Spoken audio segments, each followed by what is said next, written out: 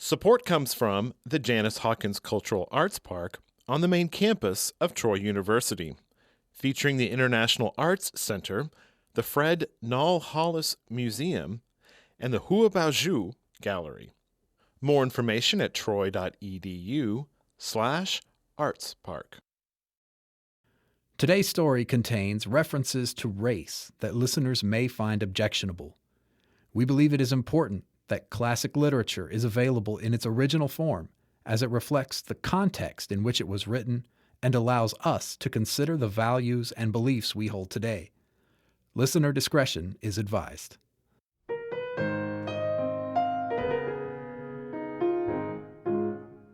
From Troy Public Radio, this is Alabama Aloud.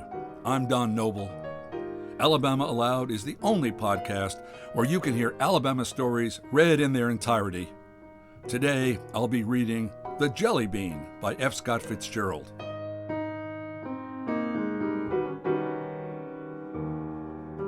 Fitzgerald was heartbroken when Zelda, the belle of Montgomery, declined his first marriage proposal. In The Jelly Bean, Fitzgerald describes Jim Powell, a nice local boy with no family connections, no family money, or particular ambition, who falls in love with the rich, beautiful, popular Nancy Lamar.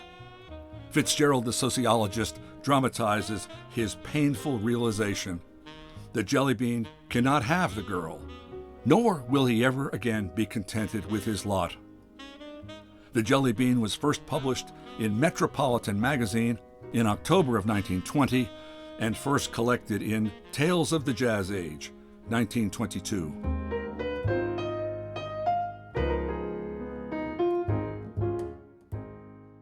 Jim Powell was a jelly bean.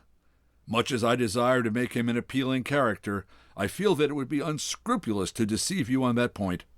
He was a bred in the bone, dyed in the wool, 99.75% jelly bean, and he grew lazily all during jelly bean season, which is every season down in the land of the jelly beans, well below the Mason-Dixon line. Now, if you call a Memphis man a jelly bean, he will quite possibly pull a long, sinewy rope from his hip pocket and hang you to a convenient telegraph pole. If you call a New Orleans man a jelly bean, he will probably grin and ask you who is taking your girl to the Mardi Gras ball. The particular jelly bean patch which produced the protagonist of this history lies somewhere between the two. A little city of 40,000 that has dozed sleepily for 40,000 years in southern Georgia, occasionally stirring in its slumbers and muttering something about a war that took place sometime, somewhere, and that everyone else has forgotten long ago. Jim was a jelly bean.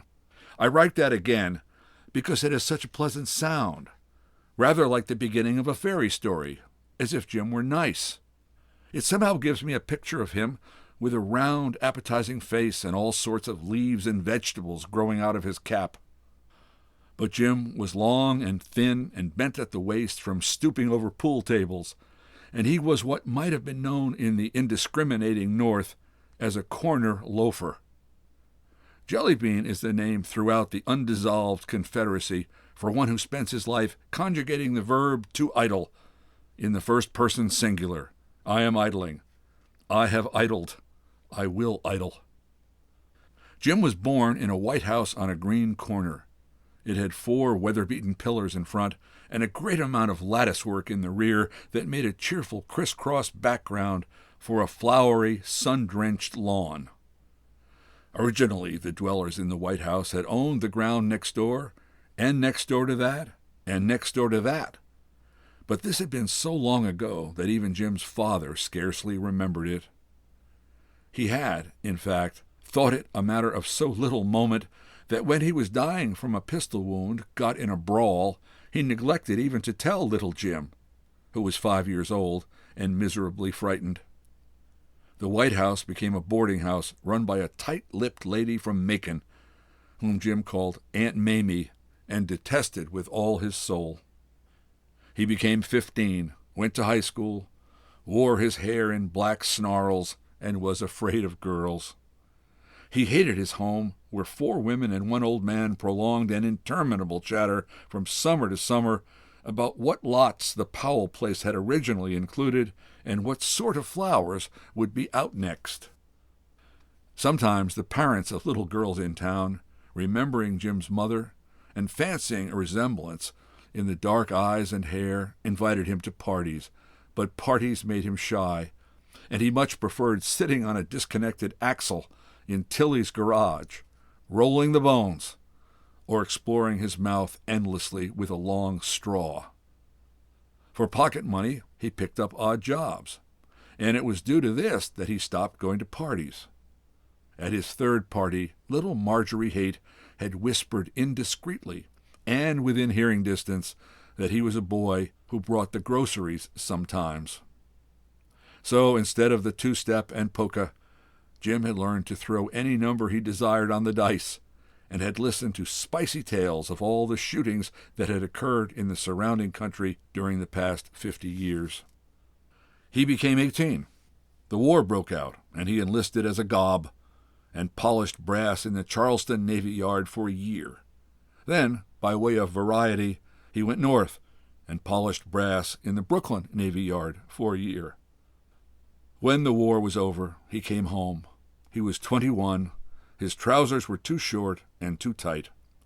His buttoned shoes were long and narrow. His tie was an alarming conspiracy of purple and pink marvelously scrolled, and over it were 2 blue eyes, faded like a piece of very good old cloth, long exposed to the sun.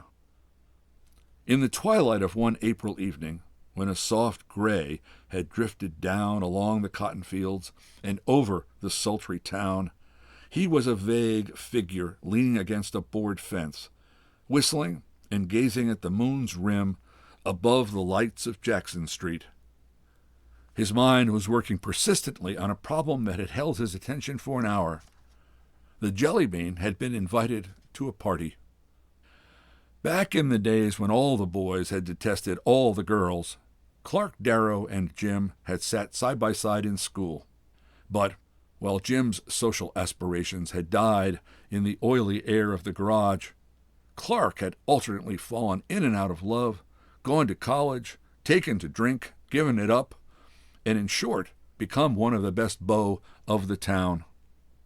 Nevertheless, Clark and Jim had retained a friendship that, though casual, was perfectly definite. That afternoon, Clark's ancient Ford had slowed up beside Jim, who was on the sidewalk, and, out of a clear sky, Clark had invited him to a party at the country club. The impulse that made him do this was no stranger than the impulse which made Jim accept. The latter was probably an unconscious ennui, a half-frightened sense of adventure, and now Jim was soberly thinking it over. He began to sing, drumming his long foot idly on a stone block in the sidewalk, till it wobbled up and down in time to the low, throaty tune.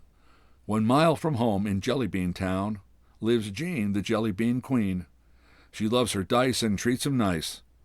No dice would treat her mean. He broke off and agitated the sidewalk to a bumpy gallop. Doggone, he muttered, half aloud. They would all be there. The old crowd. The crowd to which, by right of the White House, sold long since, and the portrait of the officer in gray over the mantel, Jim should have belonged. But that crowd had grown up together in a tight little set as gradually as the girls' dresses had lengthened inch by inch, as definitely as the boys' trousers had dropped suddenly to their ankles. And to that society of first names and dead puppy loves, Jim was an outsider, a running mate of poor whites. Most of the men knew him condescendingly. He tipped his hat to 3 or 4 girls. That was all. When the dusk had thickened into a blue setting for the moon, he walked through the hot, pleasantly pungent town to Jackson Street. The stores were closing, and the last shoppers were drifting homeward, as if borne on the dreamy revolution of a slow merry-go-round. A street fair farther down made a brilliant alley of varicolored booths and contributed a blend of music to the night.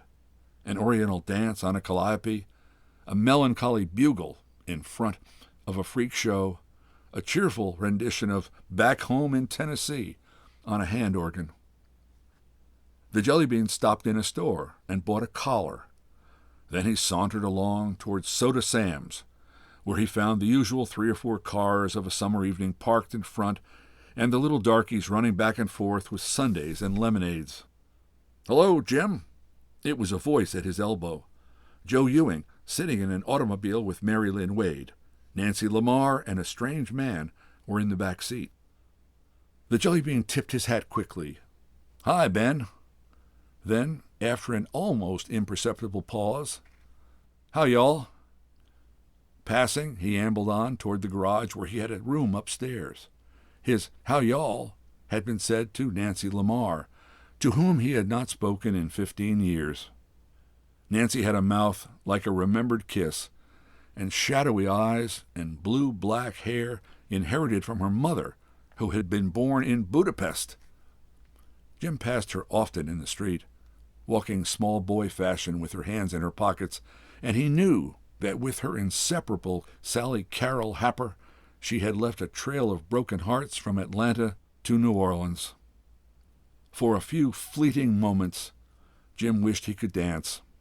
Then he laughed, and as he reached his door, began to sing softly to himself. "Her jelly roll can twist your soul. Her eyes are big and brown. She's the queen of the queens of the jelly beans.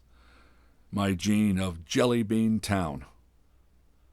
At 9:30, Jim and Clark met in front of Soda Sam's and started for the country club in Clark's Ford. "Jim," asked Clark casually as they rattled through the jasmine-scented night, "how do you keep alive?" The Jelly Bean paused, considered. "Well," he said, finally, "I got a room over Tilly's garage. I help him with some of the cars in the afternoon, and he gives it to me free. Sometimes I drive one of his taxis and pick up a little that-a-way. I get fed up doing that regular, though." "That all?" "Well, when there's a lot of work, I help him by the day. Saturdays, usually. Then there's one main source of revenue I don't generally mention. Maybe you don't recollect. I'm about the champion crap shooter of this town. They make me shoot from a cup now, because once I get the feel of a pair of dice, they just roll for me." Clark grinned appreciatively. "I never could learn to set 'em so's they do what I wanted. Wish you'd shoot with Nancy Lamar someday and take all her money away from her. She will roll 'em with the boys, and she loses more than her daddy can afford to give her. I happen to know she sold a good ring last month to pay a debt." The Jelly Bean was non-committal. "The White House on Elm Street still belong to you?" Jim shook his head. "Sold. Got a pretty good price, seeing it wasn't in a good part of town no more. Lawyer told me to put it into Liberty bonds, but Auntie Mamie got so she didn't have no sense, so it takes all the interest to keep her up at Great Farms Sanitarium. I got an old uncle upstate, and I reckon I can go up there if ever I get sure enough poor. Nice farm, but not enough Negroes around to work it. He's asked me to come up and help him, but I don't guess I'd take much to it. Too doggone lonesome." He broke off suddenly. "Clark, I want to tell you I'm much obliged to you for asking me out, but I'd be a lot happier if you'd just stop the car right here and let me walk back into town." "Shucks!" Clark grunted. "Do you good to step out. You don't have to dance. Just get out there on the floor and shake." "Hold on," exclaimed Jim uneasily. "Don't you go leading me up to any girls and leaving me there so I'll have to dance with them." Clark laughed. "'Cause," continued Jim desperately, "without you swear you won't do that. I'm a-going to get out right here, and my good leg's going to carry me back to Jackson Street." They agreed after some argument that Jim, unmolested by females, was to view the spectacle from a secluded settee in the corner where Clark would join him whenever he wasn't dancing. So 10 o'clock found the Jelly Bean with his legs crossed and his arms conservatively folded, trying to look casually at home and politely uninterested in the dancers. At heart, He was torn between overwhelming self-consciousness and intense curiosity as to all that went on around him. He saw the girls emerge one by one from the dressing room, stretching and pluming themselves like bright birds, smiling over their powdered shoulders at the chaperones, casting a quick glance around to take in the room and, simultaneously, the room's reaction to their entrance, and then, again like birds, alighting and nestling in the sober arms of their waiting escorts.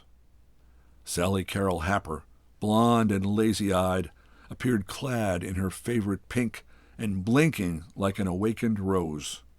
Marjorie Haight, Mary Lynn Wade, Harriet Carey, all the girls he had seen loitering down Jackson Street by noon, now curled and brilliantined and delicately tinted for the overhead lights, were miraculously strange Dresden figures of pink and blue and red and gold, fresh from the shop and not yet fully dried. He had been there half an hour, totally uncheered by Clark's jovial visits, which were each one accompanied by a "Hello, old boy, how you making out?" and a slap at his knee. A dozen males had spoken to him, or stopped for a moment beside him, but he knew that they were each one surprised at finding him there, and fancied that one or two were even slightly resentful. But at 10:30, his embarrassment suddenly left him, and a pull of breathless interest took him completely out of himself. Nancy Lamar had come out of the dressing room. She was dressed in yellow organdy, a costume of 100 cool corners, with 3 tiers of ruffles and a big bow in back until she shed black and yellow around her in a sort of phosphorescent luster. The Jelly Bean's eyes opened wide, and a lump arose in his throat. For a minute she stood beside the door until her partner hurried up. Jim recognized him as the stranger who had been with her in Joe Ewing's car that afternoon. He saw her set her arms akimbo and say something in a low voice and laugh. The man laughed too, and Jim experienced the quick pang of a weird new kind of pain. Some ray had passed between the pair, a shaft of beauty from that sun that had warmed him a moment since. The Jelly Bean felt suddenly like a weed in a shadow.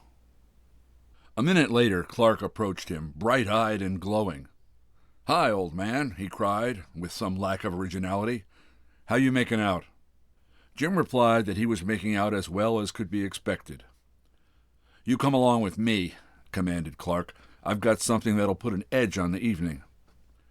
Jim followed him awkwardly across the floor and up the stairs to the locker room, where Clark produced a flask of nameless yellow liquid. Good old corn. Ginger ale arrived on a tray. Such potent nectar as good old corn needed some disguise beyond seltzer. "Say, boy," exclaimed Clark breathlessly, "doesn't Nancy Lamar look beautiful?" Jim nodded. "Mighty beautiful," he agreed. "She's all dolled up to a fare-you-well tonight," continued Clark. "Notice that fella she's with? Big fella? White pants? Yeah.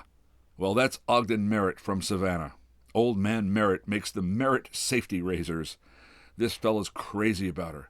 Been chasing after her all year. She's a wild baby," continued Clark, "but I like her. So does everybody. But she sure does do crazy stunts.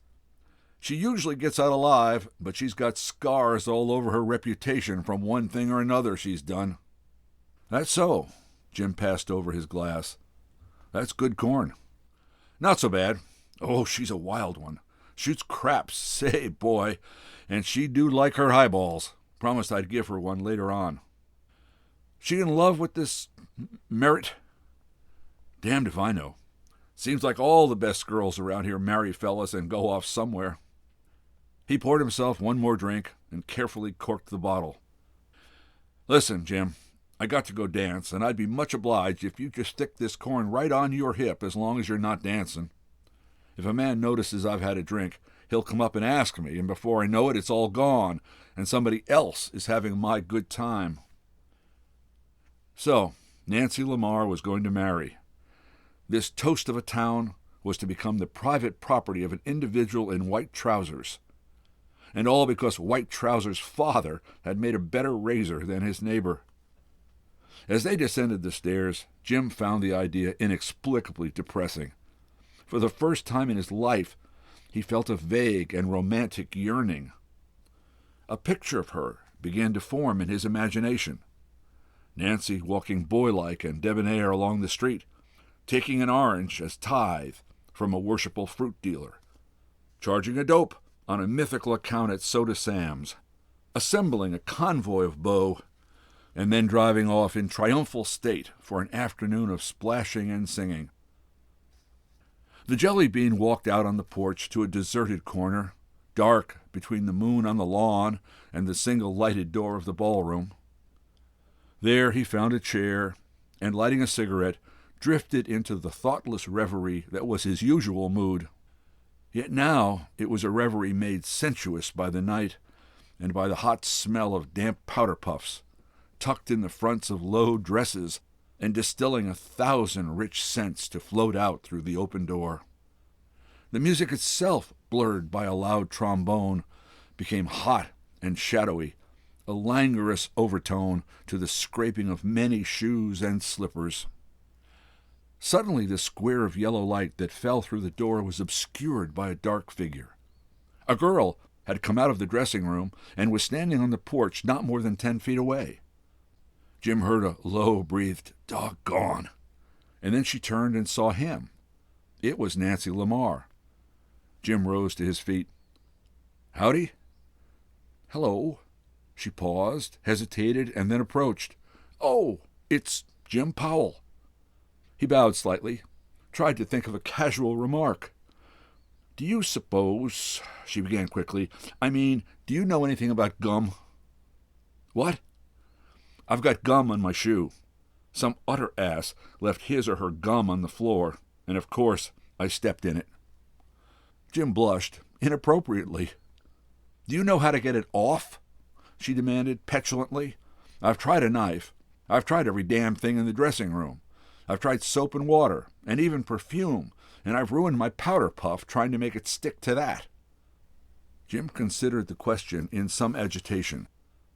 "Why, I think maybe gasoline."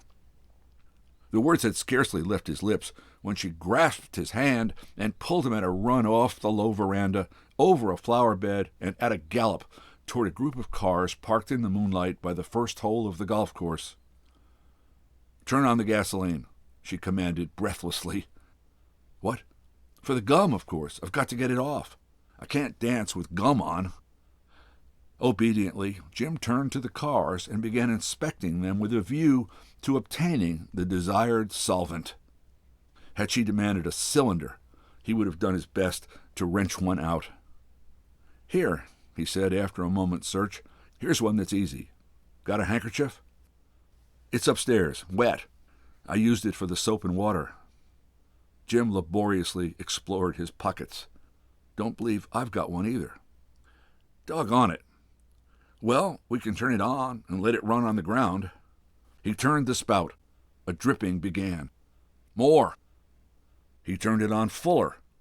The dripping became a flow and formed an oily pool that glistened brightly, reflecting a dozen tremulous moons on its quivering bosom. "Ah," she sighed contentedly, "let it all out. The only thing to do is to wade in it." In desperation, he turned on the tap full, and the pool suddenly widened, sending tiny rivers and trickles in all directions. "That's fine. That's something like." Raising her skirts, she stepped gracefully in. "I know this'll take it off," she murmured. Jim smiled. "There's lots more cars." She stepped daintily out of the gasoline and began scraping her slippers, side and bottom, on the running board of the automobile. The Jelly Bean contained himself no longer. He bent double with explosive laughter, and after a second she joined in. "You're here with Clark Darrow, aren't you?" she asked as they walked back toward the veranda. "Yes." "You know where he is now?" "Out dancing, I reckon." "The deuce. He promised me a highball." "Well, said Jim. "I guess that'll be all right. I got his bottle right here in my pocket." She smiled at him radiantly. "I guess maybe you'll need ginger ale, though," he added. "Not me, just the bottle." "Sure enough?" She laughed scornfully. "Try me. I can drink anything any man can. Let's sit down." She perched herself on the side of a table, and he dropped into one of the wicker chairs beside her. Taking out the cork, she held the flask to her lips and took a long drink. He watched her, fascinated. "Like it?" She shook her head breathlessly. "No, but I like the way it makes me feel. I think most people are that way." Jim agreed. "My daddy liked it too well. It got him." "American men," said Nancy gravely, "don't know how to drink." "What?" Jim was startled. "In fact," she went on carelessly, "they don't know how to do anything very well. The one thing I regret in my life is that I wasn't born in England." "In England?" "Yes. It's the one regret of my life, that I wasn't." "Do you like it over there?" "Yes, immensely. I've never been there in person, but I've met a lot of Englishmen who were over there in the army, Oxford and Cambridge men. You know, that's like Swanee and the University of Georgia are here. And of course, I've read a lot of English novels." Jim was interested, amazed. "You ever hear of Lady Diana Manners?" she asked earnestly. No, Jim had not. "Well, she's what I'd like to be. Dark, you know, like me, and wild as sin.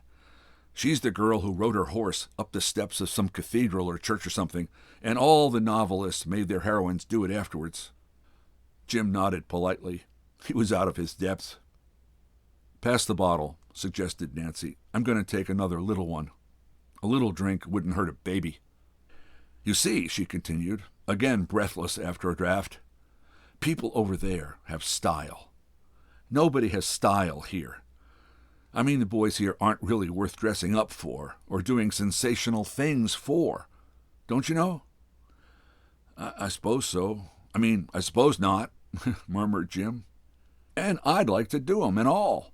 I'm really the only girl in town that has style." She stretched out her arms and yawned pleasantly. "Pretty evening." "Sure is," agreed Jim. "Like to have a boat," she suggested dreamily. "Like to sail out on a silver lake, say the Thames, for instance. Have champagne and caviar sandwiches along. Have about 8 people. And one of the men would jump overboard to amuse the party and get drowned, like a man did with Lady Diana Manners once." "Did he do it to please her?" "Didn't mean to drown himself to please her. He just meant to jump overboard and make everybody laugh. I reckon they just died laughing when he drowned." "Oh, I suppose they laughed a little," she admitted. "I imagine she did anyway. She's pretty hard, I guess, like I am." "You hard?" "Like nails." She yawned again and added, "Give me a little more from that bottle." Jim hesitated, but she held out her hand defiantly. "Don't treat me like a girl," she warned him. "I'm not like any girl you ever saw." She considered. "Still, perhaps you're right. You got old head on young shoulders." She jumped to her feet and moved toward the door. The jelly bean rose also. "Goodbye," she said politely. "Goodbye. Thanks, Jelly Bean." Then she stepped inside and left him wide-eyed upon the porch. At 12 o'clock, a procession of cloaks issued single file from the women's dressing room and, each one pairing with a coated bow like dancers meeting in a cotillion figure, drifted through the door with sleepy, happy laughter. Through the door, into the dark, where autos backed and snorted, and parties called to one another and gathered around the water cooler. Jim, sitting in his corner, rose to look for Clark. They had met at 11. Then Clark had gone in to dance. So, seeking him, Jim wandered into the soft drink stand that had once been a bar. The room was deserted, except for a sleepy Negro dozing behind the counter and 2 boys lazily fingering a pair of dice at one of the tables. Jim was about to leave when he saw Clark coming in. At the same moment, Clark looked up. "Hi, Jim," he commanded. "Come on over and help us with this bottle. I guess there's not much left, but there's one all around." Nancy, the man from Savannah, Mary Lynn Wade, and Joe Ewing were lolling and laughing in the doorway. Nancy caught Jim's eye and winked at him humorously. They drifted over to a table and, arranging themselves around it, waited for the waiter to bring ginger ale. Jim, faintly ill at ease, turned his eyes on Nancy, who had drifted into a nickel crap game with two boys at the next table. "Bring them over here," suggested Clark. Joe looked around. "We don't want to draw a crowd. It's against club rules." "Nobody's around," insisted Clark, "except Mr. Taylor. He's walking up and down like a wild man, trying to find out who let all the gasoline out of his car." There was a general laugh. "I bet $1,000,000 Nancy got something on her shoe again. You can't park when she's around." "Oh, Nancy, Mr. Taylor's looking for you." Nancy's cheeks were glowing with excitement over the game. "I haven't seen his silly little flivver in 2 weeks." Jim felt a sudden silence. He turned and saw an individual of uncertain age standing in the doorway. Clark's voice punctuated the embarrassment. "Won't you join us, Mr. Taylor?" "Thanks."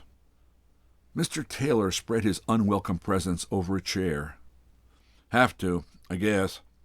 I'm waiting till they dig me up some gasoline. Somebody got funny with my car." His eyes narrowed, and he looked quickly from one to the other. Jim wondered what he had heard from the doorway, tried to remember what had been said. "I'm right tonight," Nancy sang out, "and my 4 bits is in the ring." "Faded," snapped Taylor suddenly. "Why, Mr. Taylor, I didn't know you shot craps." Nancy was overjoyed to find that he had seated himself and instantly covered her bet. They had openly disliked each other since the night she had definitely discouraged a series of rather pointed advances. "All right, babies, do it for your mama. Just 1 little 7. Nancy was cooing to the dice. She rattled them with a brave underhand flourish and rolled them out on the table. "Ah, I suspected it. And now again, with the dollar up." 5 passes to her credit found Taylor a bad loser. She was making it personal, and after each success, Jim watched triumph flutter across her face. She was doubling with each throw. Such luck could scarcely last. "Better go easy," he cautioned her timidly. "Ah, but watch this one," she whispered. It was 8 on the dice, and she called her number. "Little Ada, this time we're going south." Ada from Decatur rolled over the table. Nancy was flushed and half hysterical, but her luck was holding. She drove the pot up and up, refusing to drag. Taylor was drumming with his fingers on the table, but he was in to stay. Then Nancy tried for a 10 and lost the dice. Taylor seized them avidly. He shot in silence, and in the hush of excitement, the clatter of one pass after another on the table was the only sound. Now Nancy had the dice again, but her luck had broken. An hour passed. Back and forth it went. Taylor had been at it again and again and again. They were even at last. Nancy lost her ultimate $5. "Will you take my check?" she said quickly, "for 50, and we'll shoot it all?" Her voice was a little unsteady, and her hand shook as she reached to the money. Clark exchanged an uncertain but alarmed glance with Joe Ewing. Taylor shot again. He had Nancy's check. "How about another?" she said wildly. "Just any bank'll do. Money everywhere, as a matter of fact." Jim understood. The good old corn he had given her, the good old corn she had taken since. He wished he dared interfere. A girl of that age and position would hardly have 2 bank accounts. When the clock struck 2, he contained himself no longer. Can't you let me roll 'em for you?" he suggested. His low, lazy voice a little strained. Suddenly sleepy and listless, Nancy flung the dice down before him. "All right, old boy. As Lady Diana Manners says, shoot 'em, Jellybean. My luck's gone." "Mr. Taylor," said Jim carelessly, We'll shoot for one of those there checks against the cash." Half an hour later, Nancy swayed forward and clapped him on the back. "Stole my luck, you did." She was nodding her head sagely. Jim swept up the last check and, putting it with the others, tore them into confetti and scattered them on the floor. Someone started singing, and Nancy, kicking her chair backward, rose to her feet. "Ladies and gentlemen," she announced. "Ladies, that's you, Mary Lynn. I want to tell you the world that Mr. Jim Powell, who is a well-known jelly bean of this city, is an exception to the great rule. Lucky in dice, unlucky in love. He's lucky in dice, and as a matter of fact, I love him. Ladies and gentlemen, Nancy Lamar, famous dark-haired beauty, often featured in the Herald as one of the most popular members of the younger set, as the other girls are often featured in this particular case. Wish to announce. Anyway, gentlemen," she tipped suddenly. Clark caught her and restored her balance. "My error," she laughed. "She stoops to... Anyways, we'll drink to Jelly Bean. Mr. Jim Powell, king of the jelly beans." And a few minutes later, as Jim waited hat in hand for Clark in the darkness of that same corner of the porch where she had come searching for gasoline, she appeared suddenly beside him. "Jelly Bean," she said. "Are you there, Jelly Bean? I think." And her slight unsteadiness seemed part of an enchanted dream. "I think you deserve one of my sweetest kisses for that, Jelly Bean." For an instant, her arms were around his neck. Her lips were pressed to his. "I'm a wild part of the world, Jelly Bean, but you did me a good turn." Then she was gone, down the porch, over the cricket-loud lawn. Jim saw Merritt come out the front door and say something to her angrily, saw her laugh, and turning away, walk with averted eyes to his car. Mary Lynn and Joe followed, singing a drowsy song about a jazz baby. Clark came out and joined Jim on the steps. "All pretty lit, I guess," he yawned. "Merritt's in a mean mood.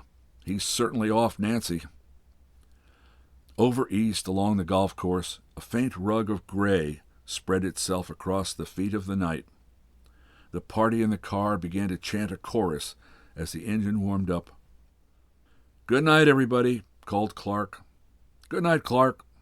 "Good night."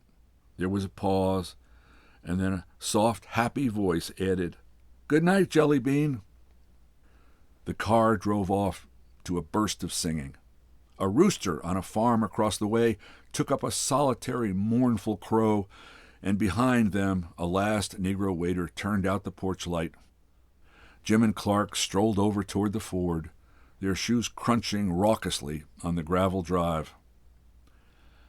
"Oh, boy," sighed Clark softly, "how you can set those dice." It was still too dark for him to see the flush on Jim's thin cheeks, or to know that it was a flush of unfamiliar shame. Over Tilly's garage, a bleak room echoed all day to the rumble and snorting downstairs and the singing of the Negro washers as they turned the hose on the cars outside. It was a cheerless square of a room, punctuated with a bed and a battered table on which lay half a dozen books. Joe Miller's Slow Train Through Arkansas, Lucille, in an old edition very much annotated in an old-fashioned hand, The Eyes of the World by Harold Bell Wright, and an ancient prayer book of the Church of England with the name Alice Powell and the date 1831 written on the flyleaf. The east, gray when the Jelly Bean entered the garage, became a rich and vivid blue as he turned on his solitary electric light. He snapped it out again, and going to the window, rested his elbows on the sill and stared into the deepening morning. With the awakening of his emotions, his first perception was a sense of futility, a dull ache at the utter grayness of his life. A wall had sprung up suddenly around him, hedging him in, a wall as definite and tangible as the white wall of his bare room. And with his perception of this wall, all that had been the romance of his existence, the casualness, the light-hearted improvidence, the miraculous open-handedness of life faded out. The Jelly Bean, strolling up Jackson Street, humming a lazy song, known at every shop and street stand, crop full of easy greeting and local wit, sad sometimes, for only the sake of sadness and the flight of time, that Jelly Bean was suddenly vanished. The very name was a reproach, a triviality. With a flood of insight, he knew that Merritt must despise him, that even Nancy's kiss in the dawn would have awakened not jealousy, but only a contempt for Nancy's so lowering herself. And on his part, the Jelly Bean had used her for a dingy subterfuge learned from the garage. He had been her moral laundry. The stains were his. As the gray became blue, brightened and filled the room, he crossed to his bed and threw himself down on it, gripping the edges fiercely. "I love her," he cried aloud. "God!" As he said this, something gave way within him like a lump melting in his throat. The air cleared and became radiant with dawn, and turning over on his face, he began to sob dully into the pillow. In the sunshine of 3 o'clock, Clark Darrow, chugging painfully along Jackson Street, was hailed by the Jelly Bean, who stood on the curb with his fingers in his vest pockets. "Hi," called Clark, bringing his Ford to an astonishing stop alongside. "Just get up?" The Jelly Bean shook his head. "Never did go to bed. Felt sort of restless, so I took a long walk this morning out in the country. Just got into town this minute." "Should think you would feel restless. I've been feeling that away all day." "I'm thinking of leaving town," continued the Jelly Bean, absorbed by his own thoughts. "Been thinking of going up on the farm and taking a little of that work off Uncle Dunn. Reckon I've been bumming too long." Clark was silent, and the Jelly Bean continued. "I reckon maybe after Aunt Mamie dies, I could sink that money of mine in the farm and make something out of it.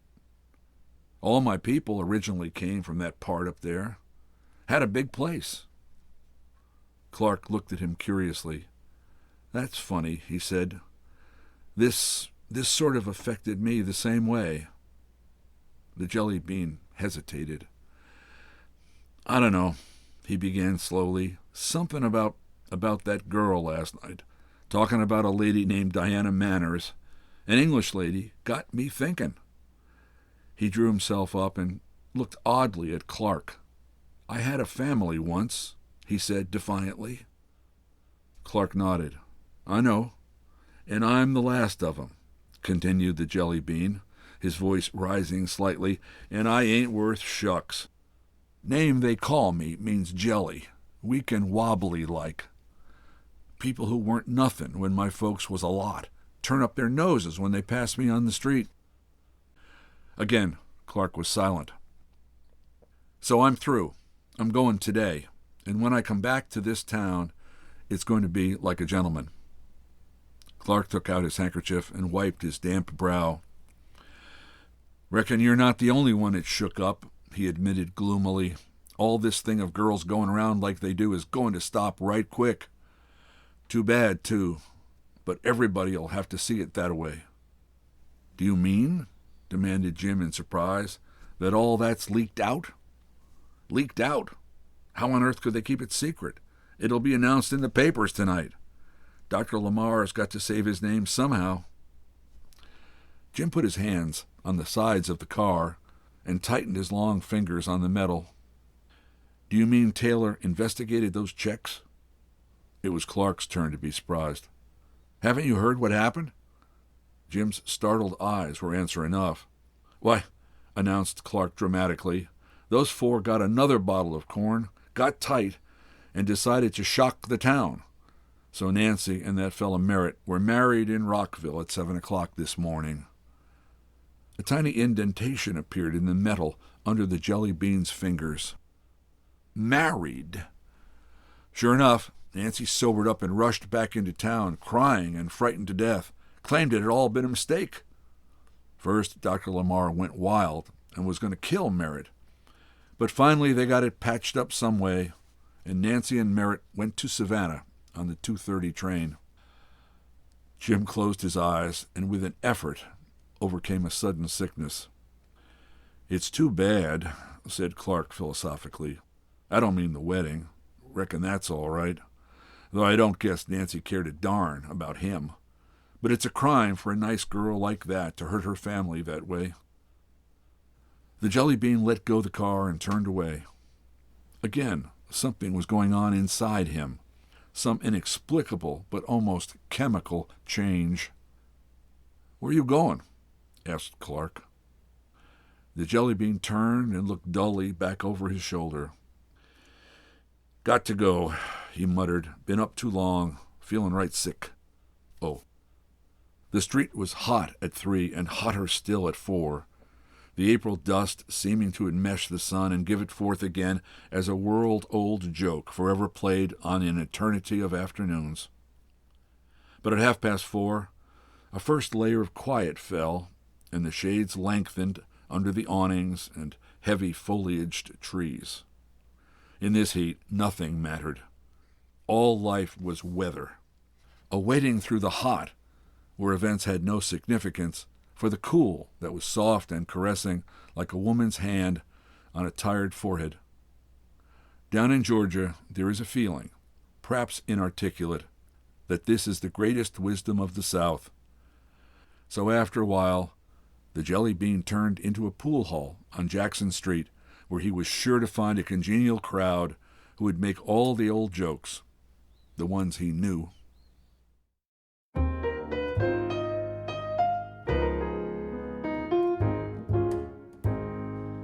The Jelly Bean was first published in Metropolitan Magazine in October of 1920 and first collected in Tales of the Jazz Age, 1922.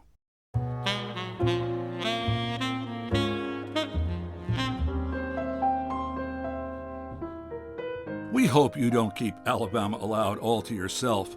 Subscribe to our podcast and share it with a friend. Better yet, write us a review in the iTunes store. It helps other people find the podcast. Also, give us a shout-out on social media. Alabama Aloud is a production of Troy Public Radio and produced by Austin Toy and Kyle Gassett. Special thanks to Matt Clower, Buddy Johnson, and Michelle Mowry. Alabama Aloud is made possible in part by a grant from Alabama State Council on the Arts. So, until next time, when you'll hear more of Alabama Read Aloud, I'm Don Noble. Thanks for listening.